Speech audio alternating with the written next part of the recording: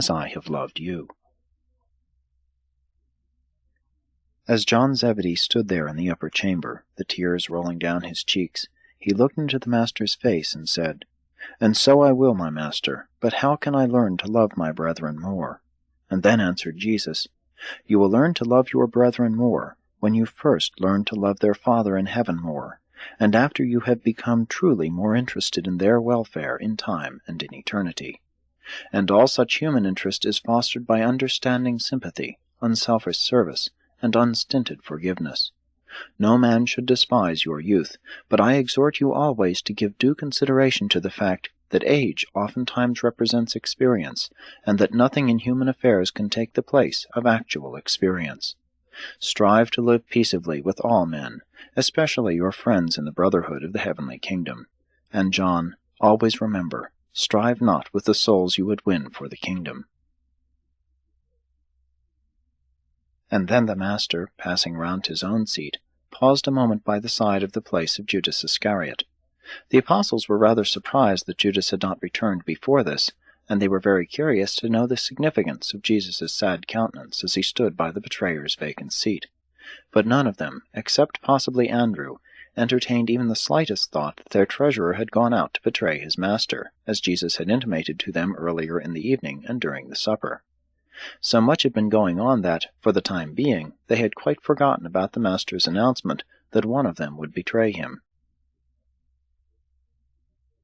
Jesus now went over to Simon Zelotes, who stood up and listened to this admonition.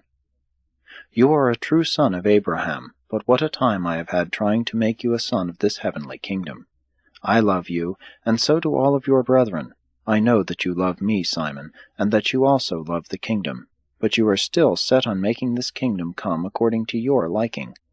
I know full well that you will eventually grasp the spiritual nature and meaning of my gospel, and that you will do valiant work in its proclamation, but I am distressed about what may happen to you when I depart.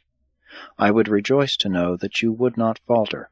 I would be made happy if I could know that, after I go to the Father, you would not cease to be my apostle, and that you would acceptably deport yourself as an ambassador of the heavenly kingdom."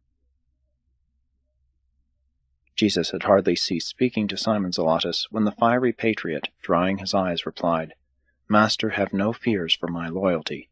I have turned my back upon everything that I might dedicate my life to the establishment of your kingdom on earth, and I will not falter. I have survived every disappointment so far, and I will not forsake you." And then, laying his hand on Simon's shoulder, Jesus said, "It is indeed refreshing to hear you talk like that, especially at such a time as this.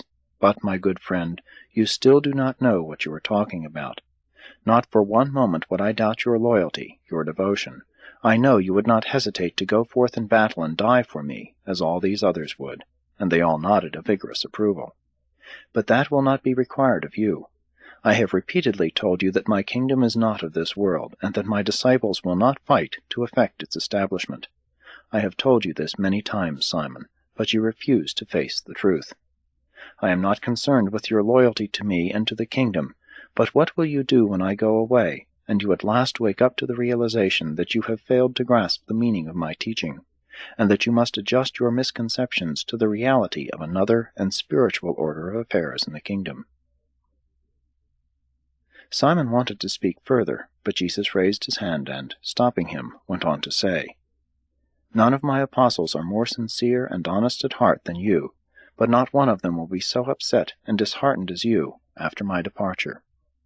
In all of your discouragement my Spirit shall abide with you, and these your brethren will not forsake you.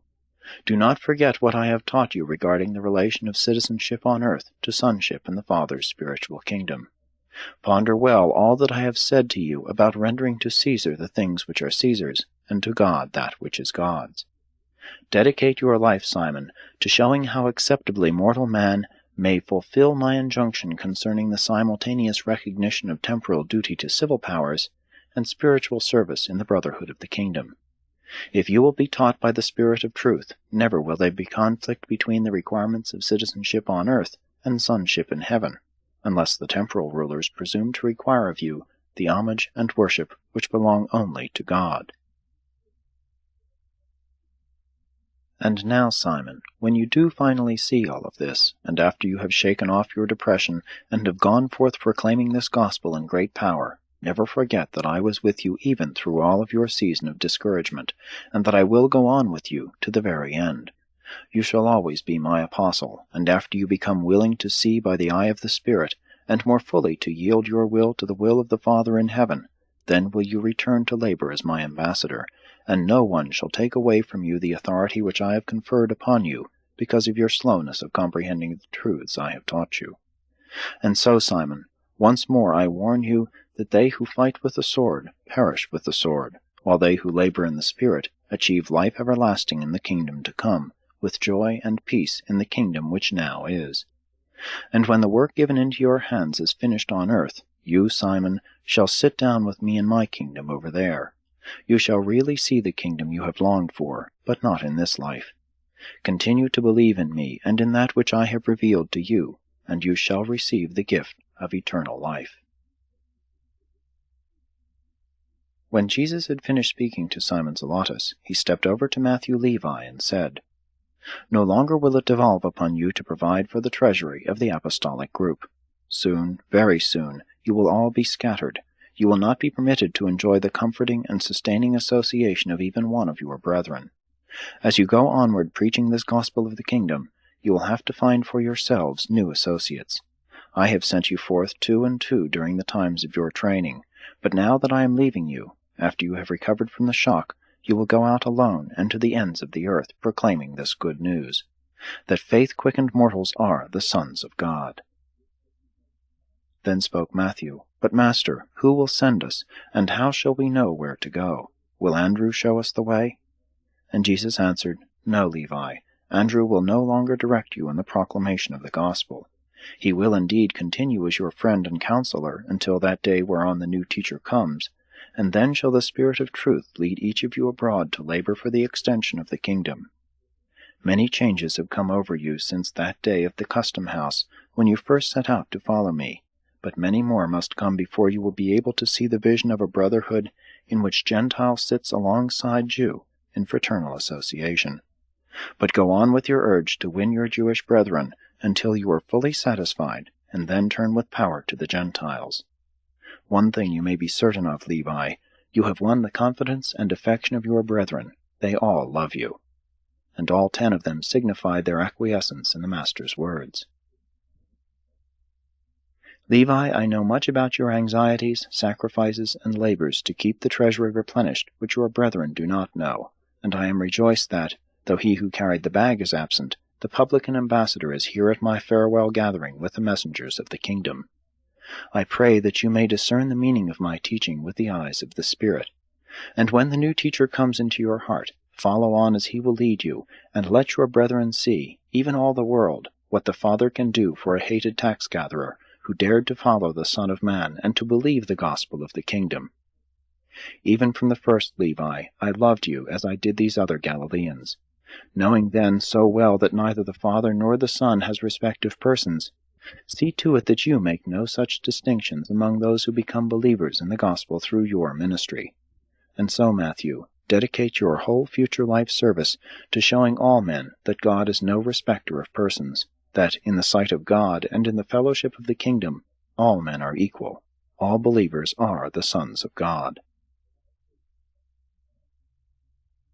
Jesus then stepped over to James Zebedee, who stood in silence as the Master addressed him, saying, James, when you and your younger brother once came to me seeking preferment in the honors of the kingdom, and I told you such honors were for the Father to bestow, I asked if you were able to drink my cup, and both of you answered that you were.